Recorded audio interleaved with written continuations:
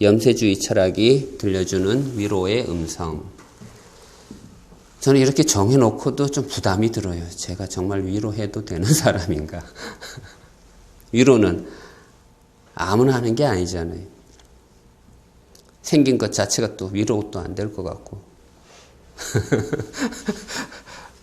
또 위로는 또 함부로 해서도 안 돼요. 예를 들어서 병원에 가서 환자한테 위로한다던가 아니면은 상가집에 가서 또 함부로 위로한다던가 그런 데 가서는 좀 조심스럽게 그냥 무슨 말씀 드려야 될지 모르겠습니다. 이게 가장 정확한 대답인 것 같아요. 그런데 쇼펜하우어는 위로를 하려고 했고 그게 보여서 저도 제목으로 혹은 텍스트 도중에 자주 위로라는 단어를 사용하게 되었고 그게 이제 제목으로 이제 잡혔고 이 의지와 표상으로서의 세계가 우리 지금 4주 동안 읽게 될 텐데 이것 다음에 제가 강의한 게 인생론이에요. 인생론에서는 정말 이제 위로의 말들이 너무 많아요.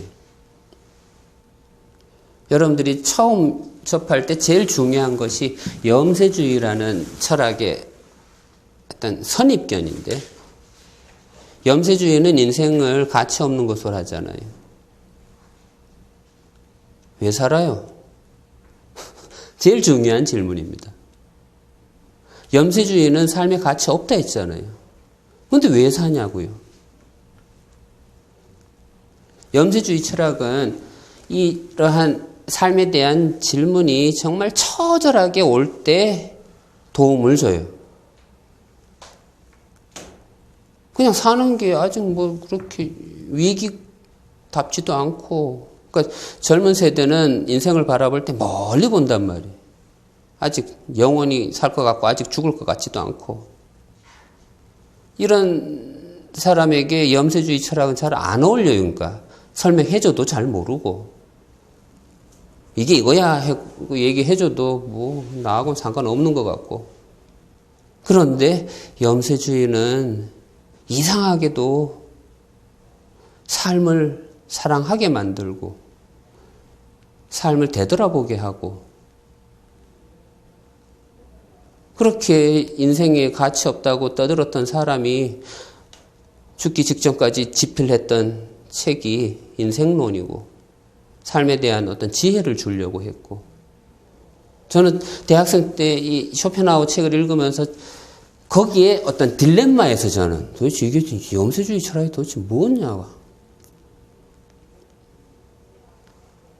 세상을 나쁘게 보고 있으면서도 이 사람이 죽어갈 때 쓴 책을 읽으면은 막 인생을 이렇게 살아라 저렇게 살아라. 이 모순 이걸 모순을 깨지를 못했어요. 선배들한테 질문해도 그 모순을 잘 설명도 잘 안 해주고 대학생 시절에 혼자서 의지와 표상으로서의 세계를 읽었어요. 사실은. 근데 읽긴 읽었는데 뭔 소리 하는지도 모르고 그냥 각오만 했어요. 끝까지 한번 읽어보자. 그래 네가 이기나 내가 이기나 하면서 아쉽게 지금 그 첫 번째 읽었던 책을 내가 안 갖고 왔는데 정말 낙서해가면서 열심히 읽었어요. 그런데 대부분의 사람이 도중쯤에서 중간쯤에서 이제 포기를 하게 되고 그 다음부터는 약간 집중을 잘 안 해요. 그냥 슬슬 넘어가 버리지. 거기에서 염세주의에 대한 어떤 오해가 생기는 것 같아요. 왜냐하면은 의지와 표상으로서의 세계는 4권으로 이루어졌어요. 1, 2, 3, 4권이 있어요.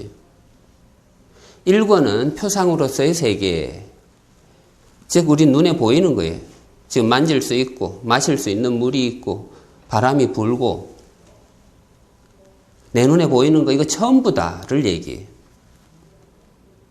이 전부 다가 가짜래요. 허상이래요. 부정적인 시각이 막 쏟아져 나와요. 마야의 베일이라고 그러고 현상계라고 하고 현상은 가짜라 하고 막 그러다 의지의 세계가 나와요. 2권이. 의지는 노력으로 나타난다. 의지의 세계는 뭐 싸움이다, 갈등이다, 막 어마어마하게 무시무시한 세계를 막 얘기해줘요. 전부 다 의지로 막 때려잡을 것 같고 죽일 것 같고 막 전쟁으로 치닫고 인간은 인간에게 늑대다 하고 정말 살벌한 세계를 얘기해줘요. 근데 여기가 이제 중간쯤이란 말이에요. 이제 3권, 4권이 또 기다리고 있는데 독서할 때 집중력이 이제 떨어지기 시작해요. 거기서 지쳐요, 일단. 세상을 계속 표상으로서의 세계로 일단 한참 길을 꺾어놨지. 그 다음에 의지, 내 욕망, 이게 전부 다 막 불행의 요소라고 하지. 중간쯤에서 지쳐버려요. 이거 읽어야 되나 말아야 되나, 이 책. 이러한 책이 나한테 힘이 되나 안 되나. 버려버려요. 그런데 3권에 와서 또다시 표상으로서의 세계를 또다시 다뤄요. 그리고 4권에 가서 의지의 세계를 또다시 다루고. 자, 그러면은 1권에 있었던 표상과 3권에 있었던 표상이 또 뭘까? 이제 지금에 와서 나는 알지만 처음 읽을 때는 이게 잘 안 잡혔단 말이에요. 두 번째 표상은 정말 진실한 세계에 대한 어떤 인식, 예술적인 인식, 어떤 미적 체험, 의지가 배제되어 있는 순수한 인식이 가져다주는 표상, 진짜로서의 표상. 예를 들어서 플라톤 철학 같은 경우 눈에 보이는 게 가짜라 해서 그림자라 했어요. 정말로 그림자로 봤어요, 플라톤은. 근데 쇼펜하우어는 그림자다. 이건 가짜야. 해놓고 여기서 끝나는 게 아니라 내가 진짜 예술가적으로 세상을 바라보면은 진짜 가치를 발견할 거다 이거예요. 예술론이 그래서 등장하는 거예요. 쇼펜하우어의 예술론. 쇼펜하우어의 미학 이론이에요. 진정한 가치가 있다 이거. 내 눈에 보이는 게 이거 어떻게 그림자냐 이거예요. 쇼펜하우어 철학은. 지금 내 눈에 보이잖아요. 내 눈에 앉아 계시고 이걸 어떻게 그림자라고 생각해? 쇼펜하우어는 여기에서 이제 혁명이 시작되는 거예요. 쇼펜하우어 이전까지를 선배들은 관념론자라 그래요. 관념론자들 첫 번째 주자가 칸트 철학인데 칸트는 순수 이성 비판 안 읽어도 일단 제목에서 느껴지잖아요. 우리도 수업 시작하기 전에 위로 어떤 사람 와서 위로하려나 이런 것처럼 칸트 철학도 순수한 것, 이 세상에 정말 순수한 거 있을까? 정말 순수한 내 의지가 입법의 원리에 의해서 내 의지가 행동으로 옮겨질까? 이기심 하나도 없이. 관념적이에요. 너무나도. 또 대표적으로 칸트 철학의 영향을 받은 헤겔이 있잖아요. 헤겔 철학도 너무 관념적이에요. 한번 훈련해 볼까요? 세상은 변증법에 의해서 발전만 해요.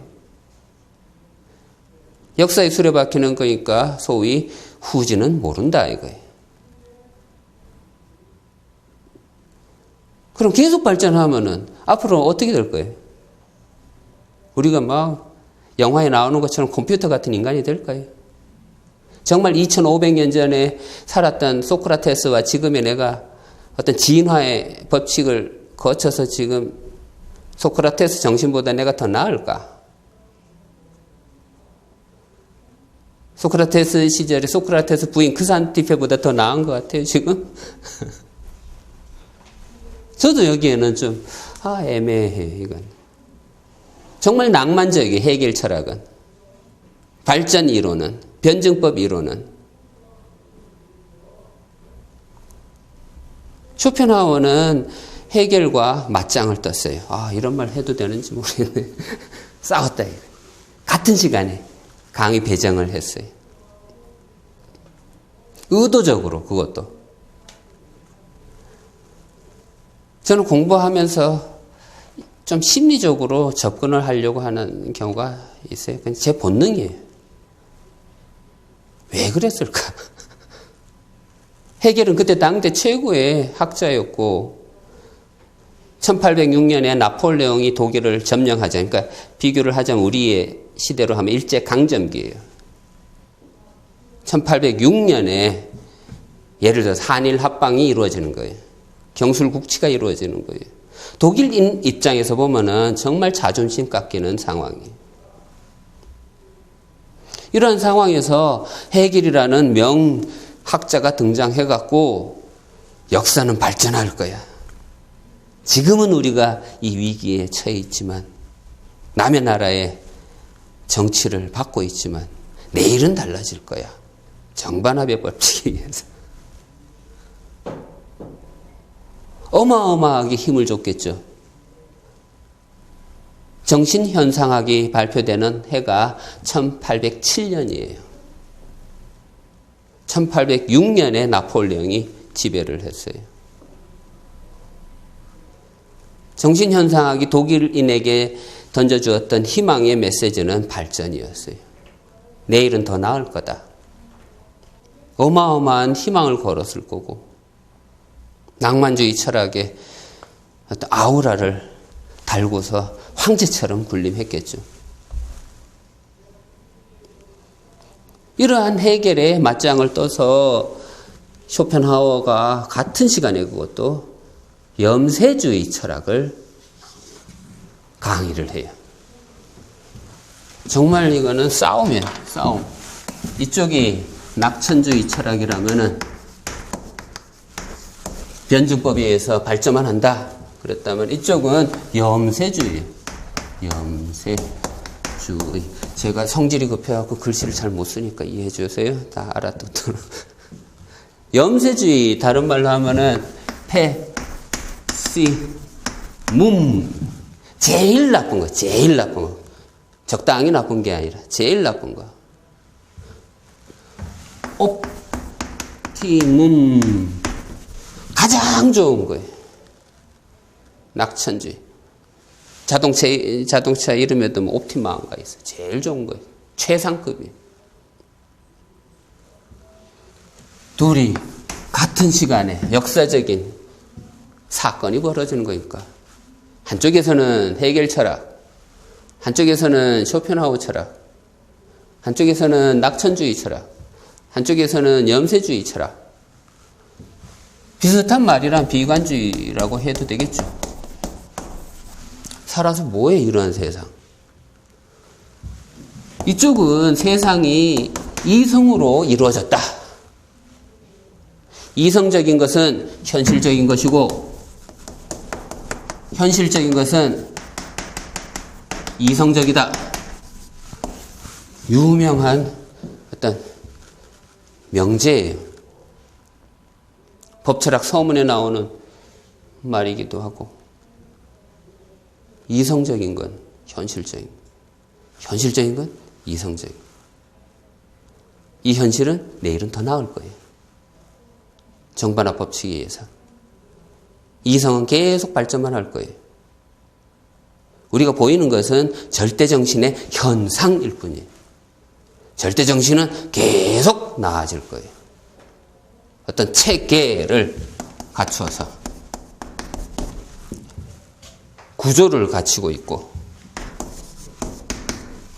계속 나아질 거예요. 세상이 이성적인가요? 근데 이 질문이 이제 쇼펜하우어적인 질문이에요. 정말 이성적이라면은 내가 이렇게 하면은 저렇게 돼야 되잖아요. 이성은 그러니까 예를 들어서 1 더하기 1은 2가 된다라는 이게 이성의 법칙이에요. 1 더하기 1이 2가 아니라 3이 되면은 이건 이성적인 답이 아니에요. 합리적인 답이 아닌 거예요. 그러니까 이성이라고 하는 것은 어떤 시간의 흐름. 그래서 이성 하면은 뭐랄까, 언어 혹은 시간. 이성은 시간적인 거, 시간 속에 있는 게 이성이고, 예를 들어서 요즘 단풍놀이 같은 거 하잖아요. 단풍놀이. 단풍놀이가 시간놀이에요, 사실은. 시간은 인간에게만 있어요. 이성은 이성이라고 하는 것은 인간의 전유물이에요. 동물에게는 없어요.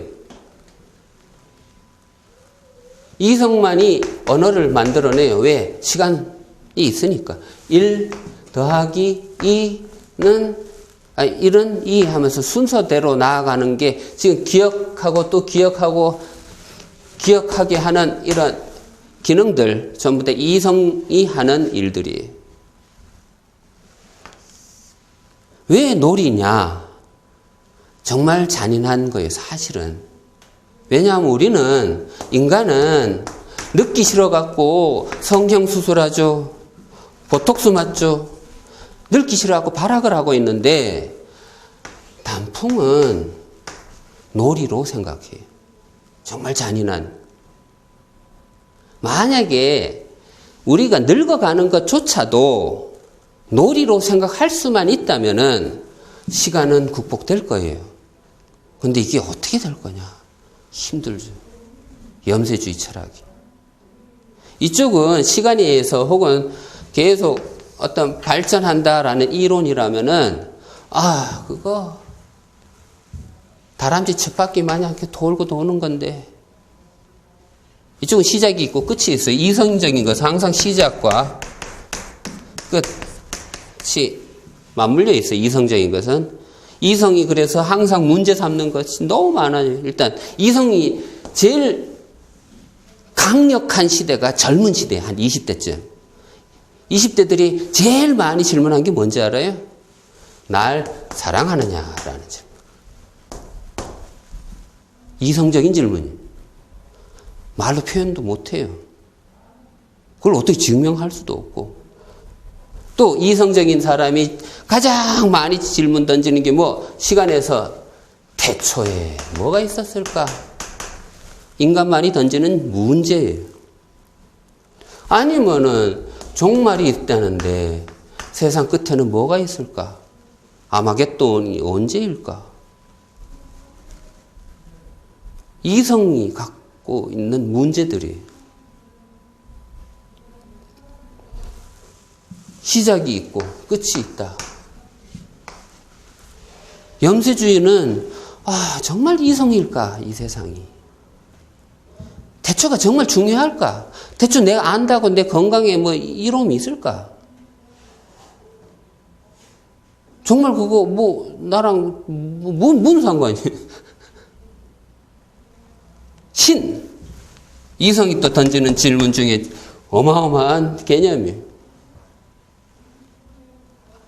예를 들어서 이성적인 질문이 어렸을 때 어린애들도 해요. 예를 들어서 스파이더맨과 슈퍼맨이 싸우면 누가 이길까?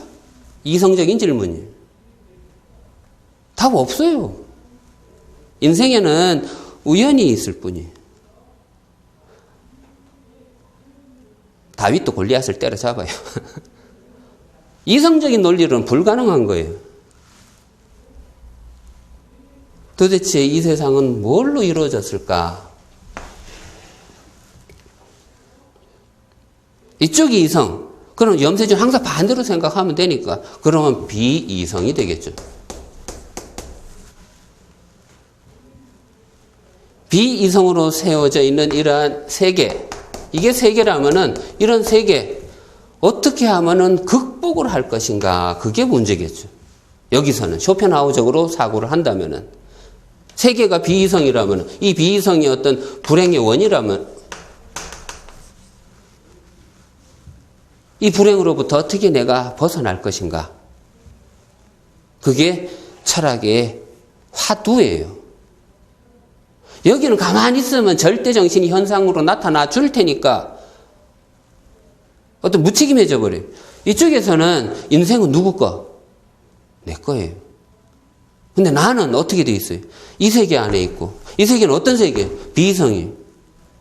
전부 다 이기주의로 똘똘 뭉친 사람들이 그냥 들이다 싸우고 있어요. 여기서 나는 어떻게 해야 될까? 보호해야 될 것 같기도 하고. 그래서 쇼펜하우는 죽기 직전에까지 집필했던 게 인생론이라는 책이에요. 지혜롭게 살기 위해서 어떻게 해야 되는지. 제 원래 강의는 돌이 별이 되는 철학 혹은 돌이 별이 되게 하는 철학 이렇게 시작했어요. 왜냐하면은 의지와 표상으로서의 세계 책 전체를 통해서 제가 한번 세봤는데 세다 포기를 해버렸는데 돌에 대한 비유가 한 20몇 개 내가 센 것만 그것도 중간쯤까지 가다가 제가 포기해버렸어요. 돌에 대한 비유가 이렇게 많아요. 돌. 쇼펜하우어한테 영향을 받은 헤르만 헤세의 데미안이란 책 읽어보세요. 초반에 돌 얘기가 나와요. 돌에 대한 어떤 존재 무게에 대해서도 나오고 돌이 왜 땅에 놓여 있을까? 나는 왜 살까? 질문이에요. 이성적으로는 답이 주어지지 않아요. 이러한 질문에는. 이성적으로 이동영 너는 뭐 누구잖아. 어디 살고 있잖아. 지금은 여기 뭐 하고 있잖아. 이성적으로는 다 대답이 가능해요. 난 남자야. 뭐 이성적으로 답 못할 거 없어요. 다 할 수 있어요. 비트겐슈타인이 한 말처럼 인간이 말 못할 거 하나도 없어요. 다 할 수 있어요. 그런데도 불구하고 우리는 또 질문한단 말이에요. 난 누구냐고. 이성 하나만으로 우리는 만족 못해요. 수천 년 동안 소크라테스 이후 계속 이성에 대한 그렇게 어떤 믿음을 줬지만 이성이 정말 우리를 행복하게 해줬는가?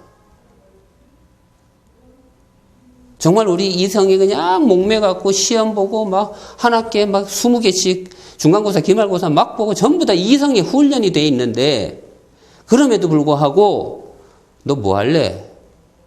뭐 되고 싶니? 이 질문에 확고한 답을 갖고 있는 사람 드물어요.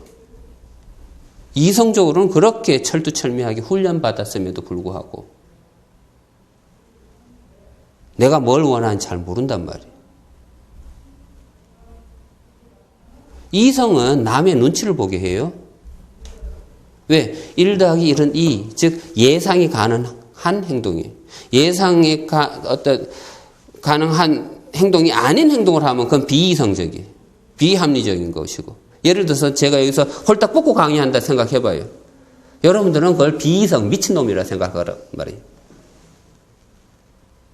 하지만 저도 오늘 올 때 와이셔츠 멜까? 뭐 넥타이 멜까? 막 고민 엄청나게 했어요. 그냥 다 했다가 다시 그냥 내 하던 대로 청바지 입고 뭐 그냥 내 마음대로 나오는 거예요. 하지만 어느 한도는 지켜요. 이성적인 인간이라는 걸 보여주기 위해서. 난 미친놈이 아니라는 것을 증명하기 위해서. 여러분들도 그럴 거 아니에요. 정말 미친 짓은 안 할 거 아니에요.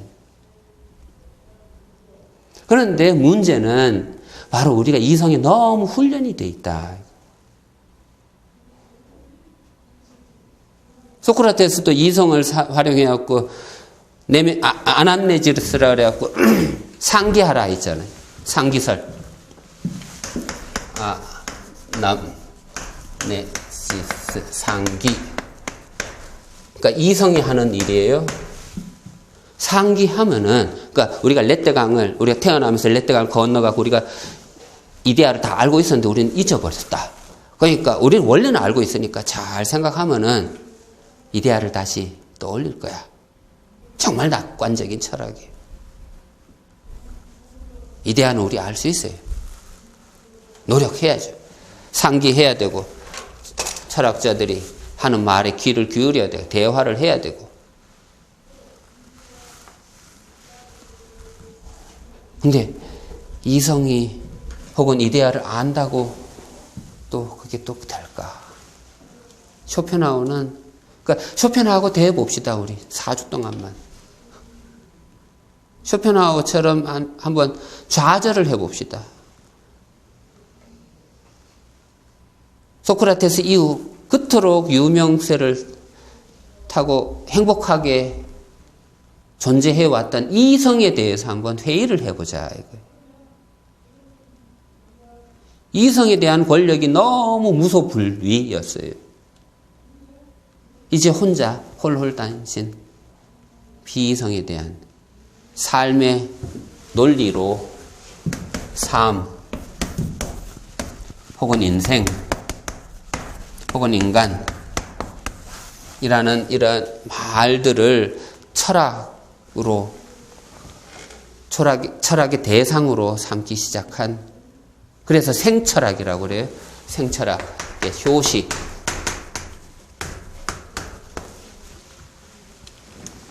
인생은 논리로 해결이 안 돼요. 그건 확실해요. 1 더하기 1은 2다. 될 것 같죠? 예를 들어서 대학생들한테 전 정말 충고 많이 하는데 대학 졸업하면 취직 되는 줄 알아요. 1학년 지나면 2학년 되고 2학년 되면 3학년 되고 이거 이렇게 되다 보니까 이게 이성적으로 생각하고 졸업되면 뭐 되는 줄 알아요. 아니면 결혼하면 애기 낳고 뭐 하고 이성적으로 다 될 것 같아요. 그렇게 이성적으로 살다가 정말 인생 다 끝나고 이제 인생이 기회였는데 그 기회 다 놓치고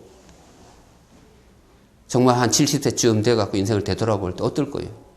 어떤 생각을 할 거면? 정말 다람쥐 쳇바퀴처럼 주어진 내 육체를 이용해갖고 열심히 돈 벌다가 인생이 끝나갈 때쯤 그 돈 바라보면서 위로할 거예요.